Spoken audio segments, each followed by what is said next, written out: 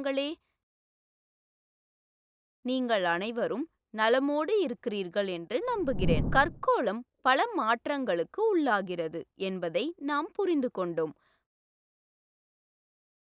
மேலோடு உருவாவதற்கும் கண்டத் தகடுகளின் இயக்கத்துக்கும்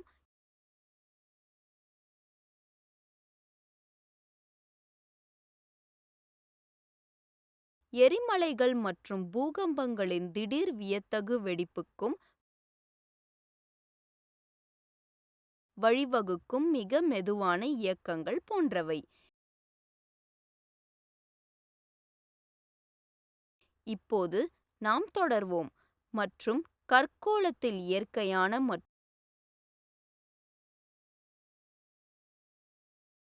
மனிதனால் உருவாக்கப்பட்ட செயல்களால் ஏற்படும் மாற்றங்களை புரிந்து கொள்வோம்.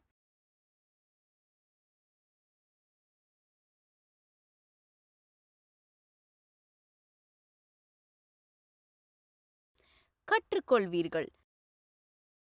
நீங்கள் இதை பற்றி தெரிந்து கொள்வீர்கள். காற்று நீரும் பூமியின் மேற்பரப்பை எவ்வாறு மாற்றுகின்றன? தண்ணீர் வேலை, பனிப்பாறைகளின் வேலை,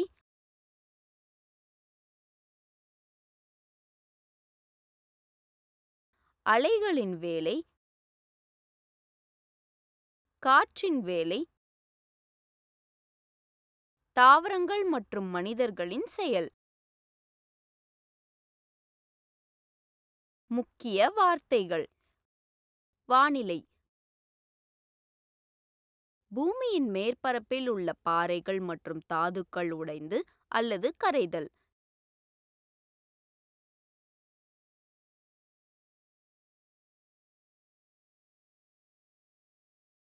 டெல்டா. டெல்டா என்பது ஒரு முக்கோண வடிவிலான தாழ்வான சமதளமான நிலப்பகுதியாகும். அங்கு ஒரு நதி கடலுக்குள் நுழைவதற்கு முன்பு பிளவுபட்டு பல கிளைகளாக பரவுகிறது.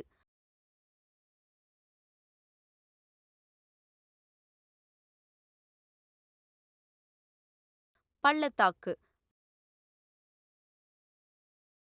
மலைகள் அல்லது மலைகளுக்கு இடையில் உள்ள ஒரு குறுகிய பள்ளத்தாக்கு.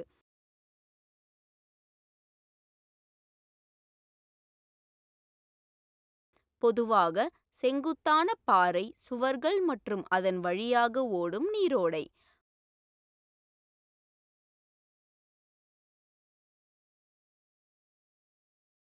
பனிப்பாறை. மெதுவாக நகரும் ஒரு பெரிய பனிக்கட்டி.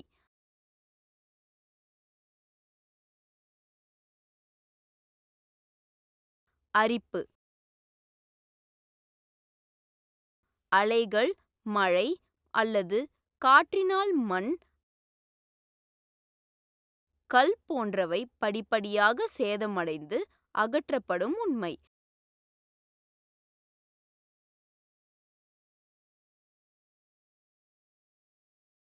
இது இந்த தலைப்பின் கருத்து வரைபடம்.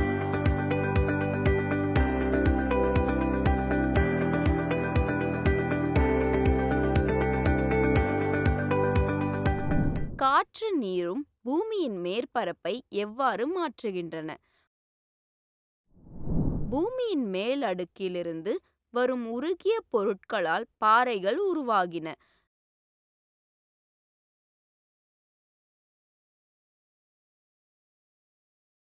இந்த பாறைகள் மில்லியன் கணக்கான ஆண்டுகளாக பள்ளத்தாக்குகள் மற்றும் தளர்வான மண்ணின் சமவெளிகள் ஆகும்.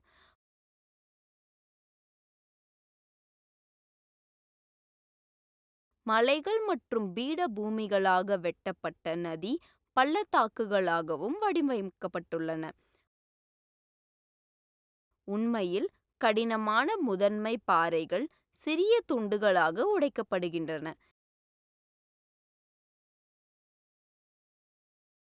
இந்த சிறிய துண்டுகள் தாய்ப்பாறையில் இருந்து துண்டிக்கப்பட்டு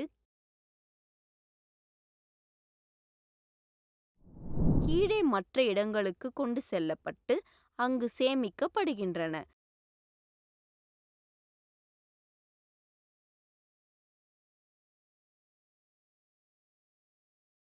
செயல்முறையை புரிந்து கொள்வோம்.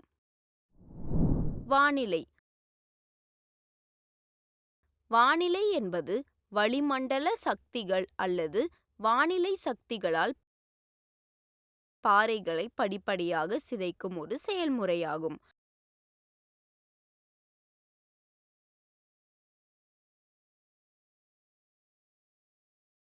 பாறைகள் வெப்பத்திற்கு வெளிப்படும்போது அவை குளிர்ந்தவுடன் விரிவடைந்து சுருங்கும். இது பகல் மற்றும் இரவு மற்றும் ஆண்டுதோறும் கோடை மற்றும் குளிர்காலத்தில் நடக்கும்.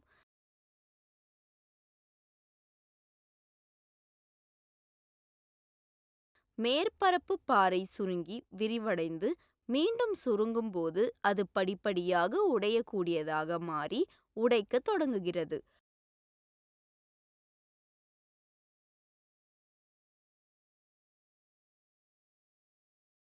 காற்றில் உள்ள நீர் மற்றும் ஈரப்பதமும் இந்த செயல்முறைக்கு உதவுகிறது. நீர் பாறைகளின் ரசாயனங்களுடன் வினைபுரிந்து பாறையை மேலும் வலுவிழக்க செய்கிறது.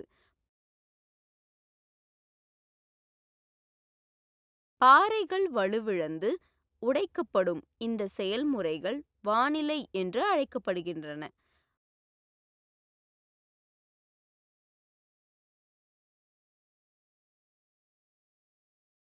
பாறையின் உள் மையத்தின் நிறம் வெளிப்புற அடுக்கிலிருந்து வேறுபட்டது. வானிலை இந்த செயல்முறையின் காரணமாக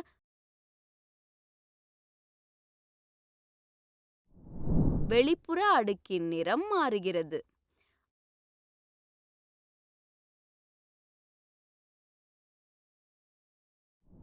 அரிப்பு.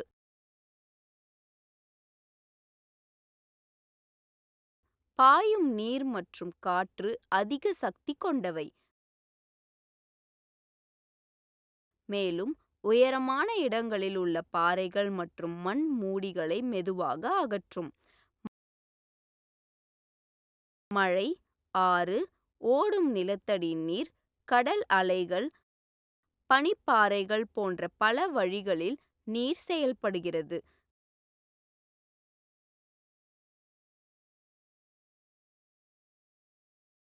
காற்றும் புயல்கள், புயல்கள்,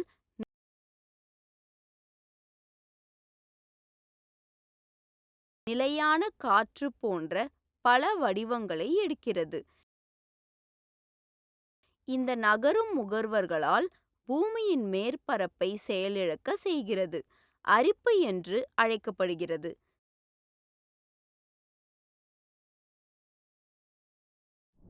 போக்குவரத்து அரிக்கப்பட்ட பொருள். சிறிய பாறைகள், சரளை, சேறு, மெல்லிய மண் போன்ற வடிவங்களில். காற்று மற்றும் நீரால் கொண்டு செல்லப்படுவது போக்குவரத்து என்று அழைக்கப்படுகிறது.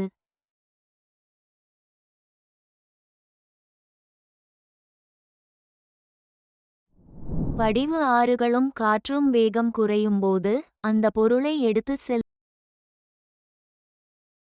சக்தி அவற்றிடம் இருக்காது, மேலும் அவை அதை கொட்டுகின்றன.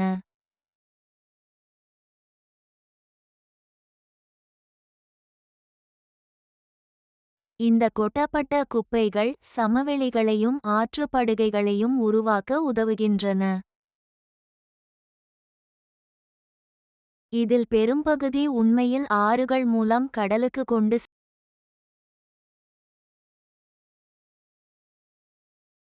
செல்லப்படுகிறது, அங்கு இந்த படிவுகள் அடுக்கடுக்காக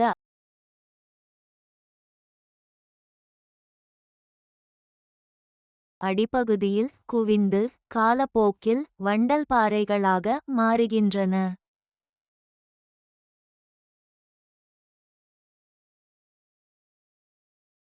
இந்த செயல்முறையின் 4 அம்சங்களும் உலகின் பல்வேறு பகுதிகளில் ஒரே நேரத்தில் வெவ்வேறு விகிதங்களில் நடைபெறுகின்றன. இது சாய்வின் தன்மை, பாறைகளின் அமைப்பு,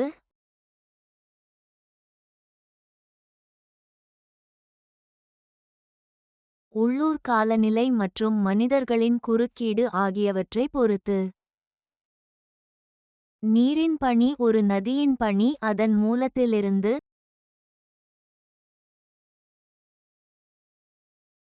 உயர்ந்த மலைகளில் தொடங்குகிறது.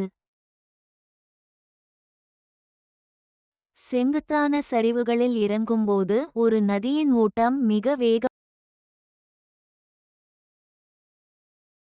இருக்கும், மேலும் அது மலையை செங்குத்தாக வெட்டுவதில் பெரும் சக்தியை செலுத்துகிறது.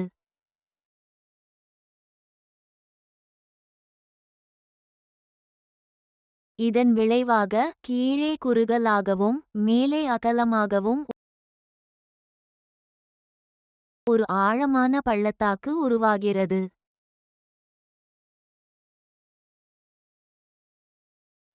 இது பொதுவாக வி வடிவ பள்ளத்தாக்கு என்று அழைக்கப்படுகிறது. இந்த நிலையில் தண்ணீருக்கு மிகவும் சக்தி இருப்பதால் அது மிகவும் கனமான மற்றும் கடினமான பாறைகளை கூட நகர்த்த முடியும். சில சமயங்களில் பாறைகள் மிகவும் கடினமாக இருக்கும்போது நதி மிகவும் குறுகிய பள்ளத்தாக்கை வெட்டுகிறது. பக்கங்கள் மிகவும் செங்குத்தானவை, பள்ளத்தாக்குகள் உருவாகின்றன.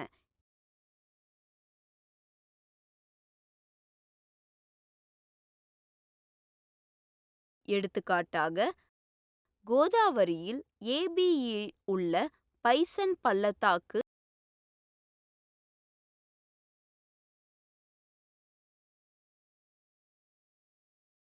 காஷ்மீரில் சிந்து பள்ளத்தாக்கு.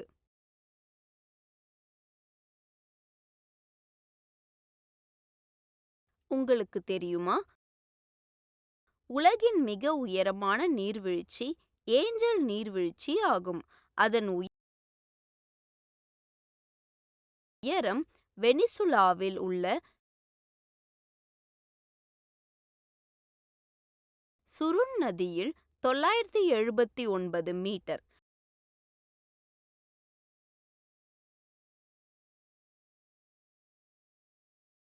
மற்றொரு முக்கியமான அரிப்பு வடிவம் கன்யன்.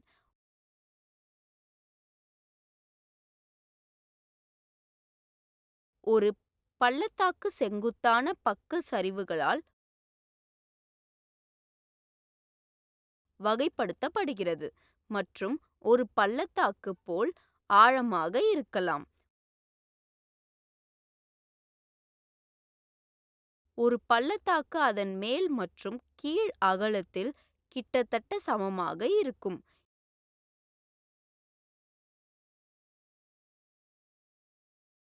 இதற்கு நேர்மாறாக, ஒரு பள்ளத்தாக்கு கீழே இருப்பதை விட அதன் மேல் அகலமாக உள்ளது. ஆறு சமவெளியில் நுழையும் போது சாய்வு மென்மையாக இருக்கும், மேலும் நதியின் வேகமும் குறைகிறது.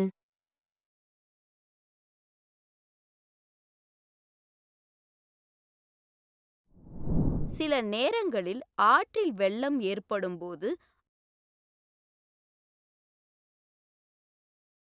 அது அதிக சக்தியை கொண்டுள்ளது மற்றும் மண்ணை வெட்டுகிறது, அதாவது வண்டல் எனப்படும், மற்றும் அது வெள்ளத்தில் இல்லாதபோது அது வண்டல் படுகிறது.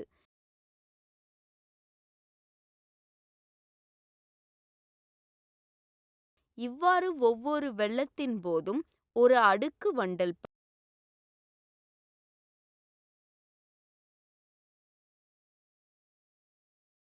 படிந்து படிப்படியாக வளமான வெள்ள சமவெளியை உருவாக்குகிறது. அதன் வெள்ள சமவெளியில் நதி அடிக்கடி விளைவுகளை உருவாக்குகிறது. பாம்பு போல மென்மையான திருப்பங்கள்,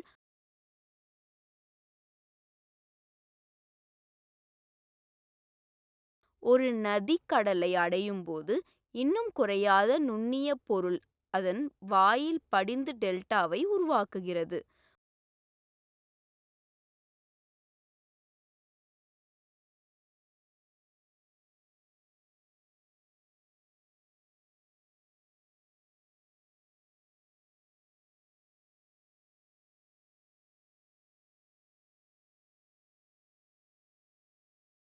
உங்களுக்கு தெரியுமா? உலகின் மிகப்பெரிய பள்ளத்தாக்கு கொலராடோ ஆற்றில் உள்ளது.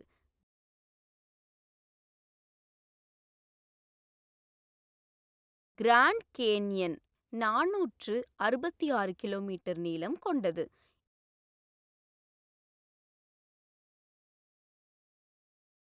இதன் ஆழம் 1.6 கிலோமீட்டர் மற்றும் அகலம் 188 மீட்டர் முதல் 29 மீட்டர் ஆகும்.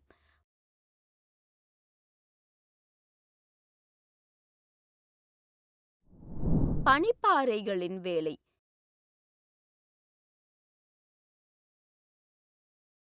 இமயமலை போன்ற மிகவும் குளிர்ந்த பகுதிகளில் அதிக பனிப்பொழிவு அவை மழைக்கு பதிலாக பனிப்பொழிவை பெறுகின்றன.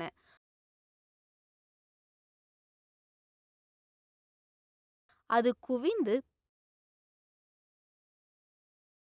பனி உருகி ஒரு சிறிய நதி தொடங்கும் சூடான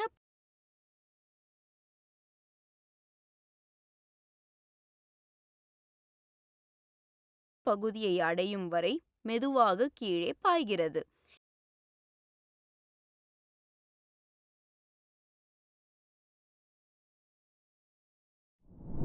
இமயமலையில் உள்ள கங்கோத்ரி பனிப்பாறையிலிருந்து கங்கை நதி இப்படித்தான் உருவாகுகிறது.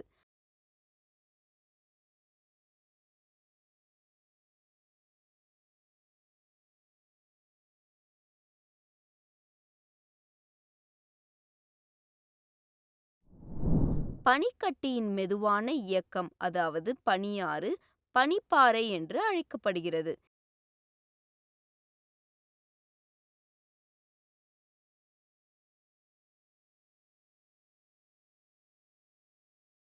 ஈர்ப்பு விசையின் காரணமாக பனிப்பாறைகள் நகர்த்துகின்றன.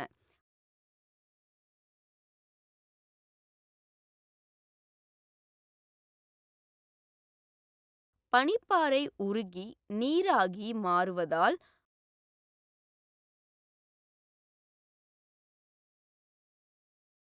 அது பாறை வடிவில் விட்டுச் செல்லும். பெரிய பாறைகளை சுமந்து செல்லும் சக்தி அதற்கு இல்லை. பனிப்பாறையின் படுக்கையில் சிறிய துகள்கள் மற்றும் கூழாங்கற்கள் விடப்படுகின்றன.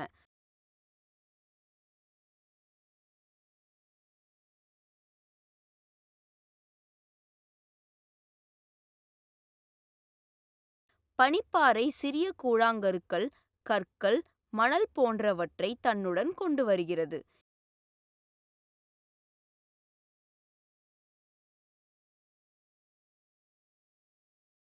இந்த குப்பைகள் அனைத்தும் டில்ஸ் என்று அழைக்கப்படுகின்றன.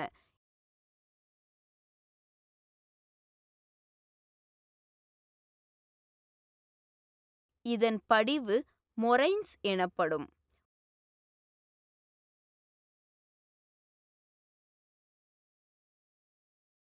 உங்களுக்கு தெரியுமா?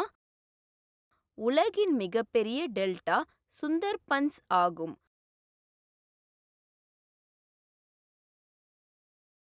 இது கங்கை மற்றும் பிரம்மபுத்திரா நதிகளின் முகத்துவாரத்தில் உருவாகிறது.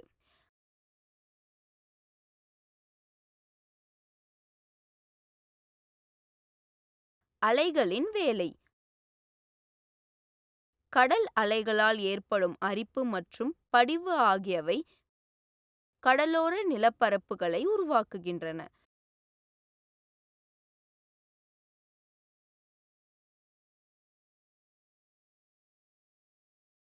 கடல் அலைகள் தொடர்ந்து பாறைகளை தாக்குவதால் காலப்போக்கில் அவற்றில் விரிசல் ஏற்படுகிறது.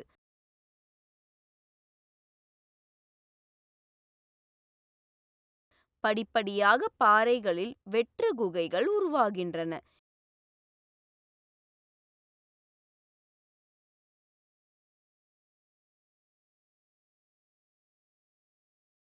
இந்த துவாரங்கள் பெரிதாகவும் ஆக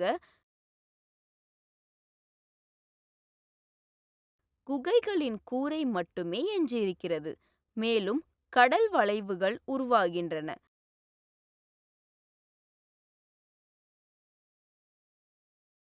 மேலும் அரிப்பினால் கூரை உடைந்து சுவர்கள் மட்டுமே எஞ்சியுள்ளன.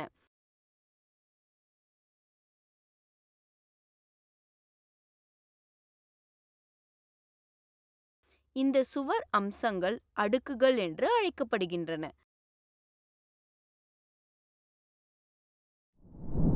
கடல் நீரிலிருந்து ஏறக்குறைய செங்குத்தாக உயரும் செங்குத்தான பாறை கடற்கரை கடல் பாறை என்று அழைக்கப்படுகிறது.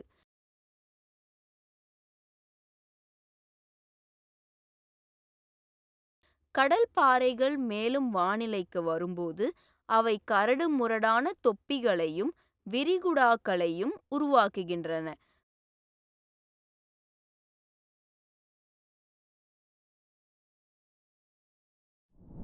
கடல் அலைகள் கரையோரங்களில் வண்டல் படிந்து கடற்கரைகள் போன்றவற்றை உருவாக்குகின்றன.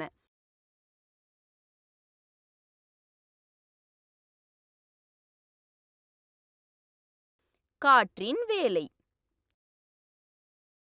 சூடான பாலைவனங்களில் காற்று ஒரு மேலாதிக்க முகவர். உலகின் நிலப்பரப்பில் 1/5 பங்கு பாலைவனங்களால் ஆனது.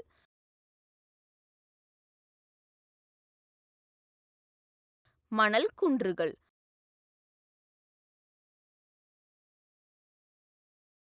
வானிலை மற்றும் நிலையான காற்றின் நடவடிக்கை காரணமாக பல பாலைவனங்களில் மெல்லிய மணல் அதிக அளவில் குவிந்துள்ளது.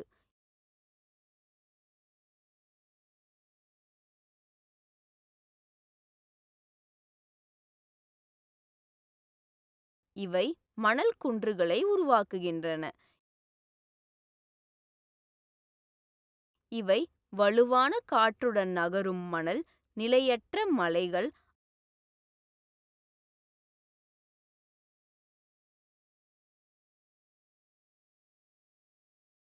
அவை நகரும் மற்றும் குடியேறும் போது பல வடிவங்களை உருவாக்குகின்றன. தாவரங்கள் மற்றும் மனிதர்களின் செயல். உயிர்க்கோளம் கற்கோளத்தை பாதிக்கிறது.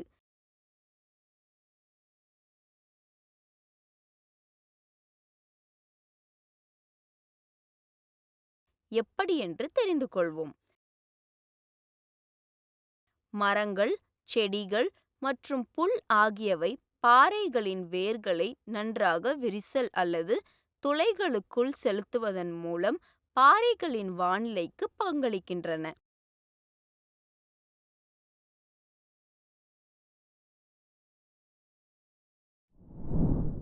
அவை நீர் மற்றும் ஈரப்பதத்தை பாறைகளுக்குள் நுழைய செய்கின்றன. இது வானிலையை மேலும் செயல்படுத்துகிறது. மறுபுறம் மண்ணின் மீது உள்ள செடி அல்லது புல் மூடியானது காற்று அல்லது நீர் மூலம் மண்ணை எளிதில் நிராகரிப்பது அல்லது கொண்டு செல்வதை தடுக்கிறது.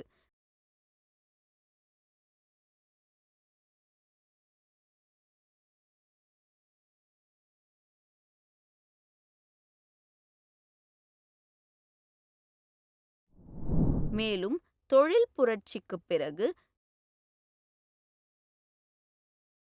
நாம் வாழும் மேலோட்டத்தை மாற்றியமைப்பதில் மனிதர்களுக்கு பெரும் பங்கு உண்டு.